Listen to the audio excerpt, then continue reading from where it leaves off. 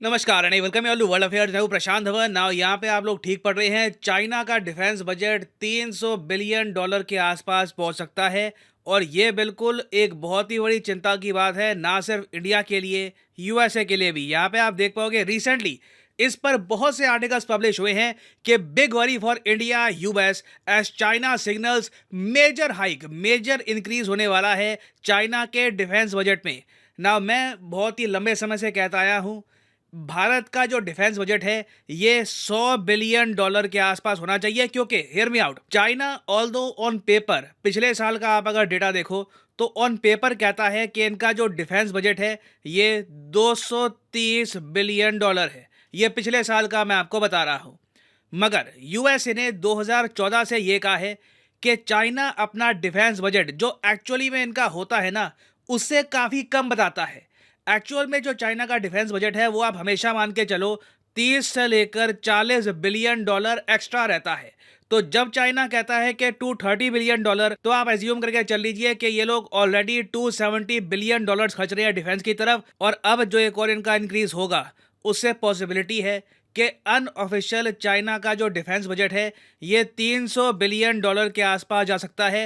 And this is a big concern for India. हम लोग आसपास भी नहीं आते। आप सोच कर देखिए, हमारा डिफेंस बजट अब 4 गुना पीछे हो चुका है चाइना से। और अगर आप सोच रहे हैं कि वेट, चाइना अपना डिफेंस बजट छुपाएगा क्यों, तो इसका आंसर बहुत ही सिंपल है।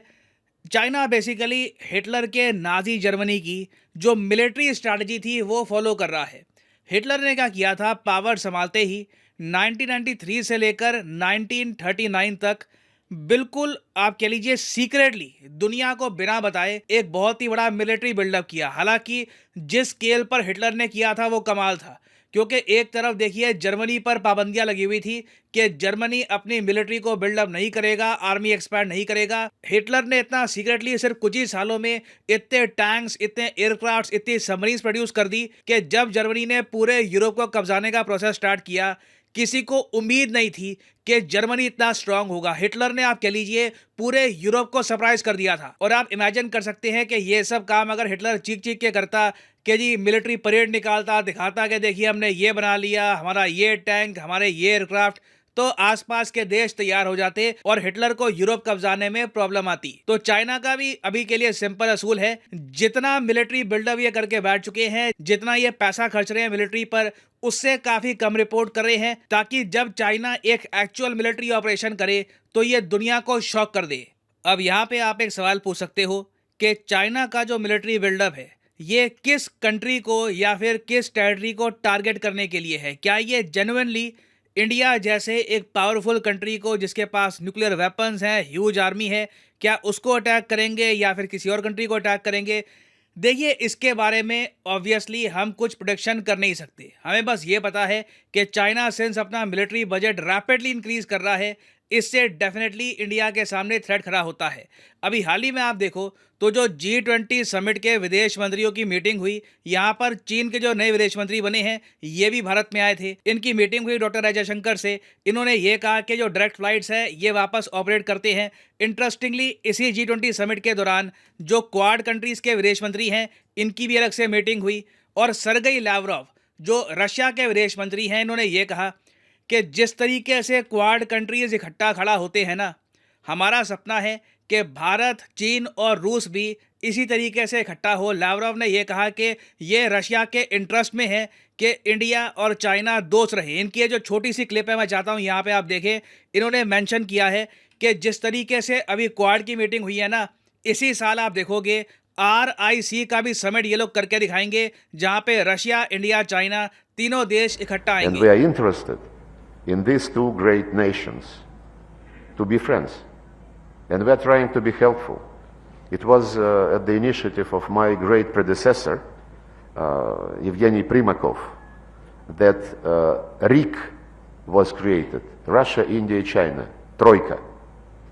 He initiated this, and this was the beginning of the process which eventually culminated in BRICS formation, and now BRICS is very popular among about 24 countries who would like to join. But the momentum was ensured by the decision to create this troika, Russia, India, China. And you might not hear about this as much as of BRICS, but this troika continues to function. तो Russia पे देखिए, जब से sanctions लगे हैं, Russia एक बहुत ही बड़ा सपोर्टर बन चुका है इंडिया और चाइना के रिलेशंस का। ये चाहते हैं दोनों देश दोस्त रहें, क्योंकि ऑब्वियस ही बात है, अगर दोनों कंट्रीज़ के बीच में डिफरेंसेस बढ़ेगा, इंडिया अपने आप वेस्टर्न कंट्रीज़ के साथ ज़्यादा अलाइंड हो जाएगा और ये रशिया के लिए बहुत ख़राब होगा। तो रशिया आप देखेंगे आने वाले सालों में RIC रिक इसको बहुत ज़्यादा प्रमोट करने वाला है। जो ये कह रहे थे ना त्रोइका कि रशिया, इंडिया, चाइना तीनों को इकट्ठा लेके आएंगे। बट प्रॉब्लम ये है कि चाइना का अग्रेशन इंडिया की तरफ कम हुआ है, इसका कोई एविडेंस सामने नहीं है। हाल ही में हमारे विदेश मंत्री ने यह बात क्लियर कर दी है कि जो करंट स्टेट है भारत और चीन के रिलेशंस की, ये नॉर्मल नहीं है, ये अभी भी एबनॉर्मल है। और रिसेंटली आप देखो तो चाइना ने लाइन ऑफ एक्चुअल कंट्रोल के आसपास डिप्लॉयमेंट बढ़ा दी है। इंडिया ने भी उसके रिस्पांस में गलवान वैली के आसपास सोल्जर्स और ज्यादा डिप्लॉय कर दिए हैं। और अब जो न्यूज आई है ना चाइना के डिफेंस बजट के इंक्रीज की, ये बिल्कुल चिंताजनक है। क्योंकि आप अगर एक बार एशिया का मैप देखो, चाइना के डिफेंस बजट के इंक्रीज की कोई सेंस बनती नहीं है। क्योंकि कौन सा देश है जो चाइना के ऑलरेडी मैसिव बजट को चैलेंज कर पाएगा। भारत का डिफेंस बजट रफली 72 से लेकर 74 बिलियन डॉलर्स है। जापान का अब जाके 50 बिलियन डॉलर क्रॉस किया है। मगर तब भी जापान में बहुत ही बड़ी प्रॉब्लम यह है कि इनके यहाँ सैनिकों की कमी है। नौजवान लोग अपने देश की सेना को ज्वाइन ही नहीं करना चाहते। पेट्रियोटिज्म, नेशनलिज्म, राष्ट्रवाद बिल्कुल खत्म हो चुका है। सब लोग बस अपनी जिंदगी के बारे में सोचते हैं, आर्मी ज्वाइन करने में इंटरेस्टेड नहीं है। फिर ताइवान आप देखो, चाहे छोटा देश हो, मगर सिंस चाइना का नंबर 1 टारगेट है ताइवान, इन्होंने हाल ही में अनाउंस किया कि ये अपना डिफेंस बजट हो सकता है कि 19 बिलियन डॉलर तक लेके जाएं। बाय द वे, पाकिस्तान का डिफेंस बजट 11 बिलियन का ऑलरेडी है। तो चाइना का जो एक unofficial defence budget already 260-270 billion dollar है, ये कंप्लीटली डोमिनेट करता है पूरे रीजन को। कोई कंट्री चाइना के आसपास खड़ा नहीं होता। और ये इनका डिफेंस बजट जो है पिछले कई सालों से लगातार रहा है। इंडिया में देखिए प्रॉब्लम ये है, चाहे हमारा डिफेंस बजट चाइना के बाद नंबर 2 रैंक पे आपको दिखे, मगर इसका बहुत ज़्यादा बड़ा परसेंटेज जाता है सैलरीज पर, पेंशन पे, एक्चुअल कैपिटल एक्सपेंडिचर मतलब कि हथियारों की परचेज पर, उसके अलावा मॉडर्नाइजेशन पर इतना खर्च हम करते नहीं है जितना करना चाहिए। तो इसलिए चाइना का डिफेंस बजट अनऑफिशियली जो 300 बिलियन डॉलर्स के आसपास जा रहा है भारत के लिए, ये बिल्कुल अलर्ट का साइन है। मेरे हिसाब से हमें स्ट्रैटेजी बनानी चाहिए कि 2025 तक तो एटलीस्ट, अगर हम 2025 तक भी ये नहीं करते, that will be a massive problem. हमें 100 बिलियन डॉलर का जो आंकड़ा है ना डिफेंस बजट में, ये छूना होगा। नहीं तो देखिए ऑब्वियसली चाइना कोशिश करता रहेगा बॉर्डर पे एग्रेशन करने की। तो इंडिया अगर अपना जो डिफेंस बजट है ना ये 100 बिलियन डॉलर कर देता है, तो ये ना सिर्फ इंडिया चाइना के लिए, पूरे रीजन के लिए बहुत ही बेहतर होगा। और ये बात सिर्फ मैं नहीं कह रहा, USA के पूर्व डिफेंस सेक्रेटरी हाल ही में भारत में आए, रायसीना डायलॉग में पार्टिसिपेट किया।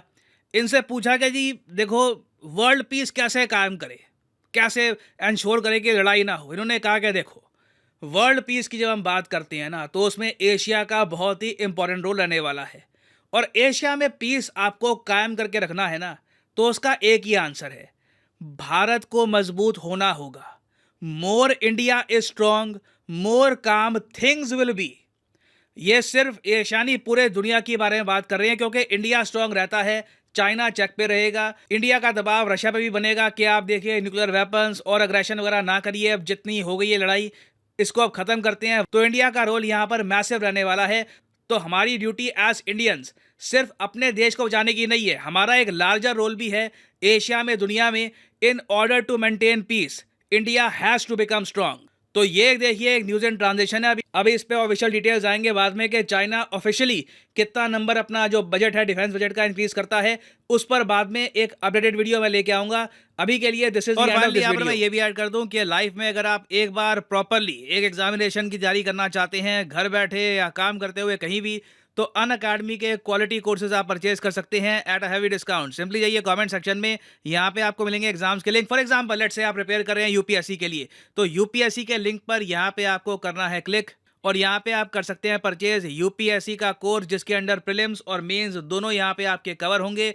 अगर आप चाहते हैं कि सिर्फ 3 महीने का कोर्स परचेज करना है या 6 महीने का फॉर द प्रीलिम्स, ये भी आप कर सकते हैं परचेज। मगर जो प्राइसेस यहाँ पर लिखे हैं ये कभी भी पे मत कर देना, सिंपली कोड यूज करो PD10 और अपने आप प्राइसेस गिरने स्टार्ट हो जाएंगे। You will be able to save a lot of money, so use the code PD10 and save money. So इसी नोट के साथ ये है वीडियो का अंत। Thank you for listening and as always God bless you all.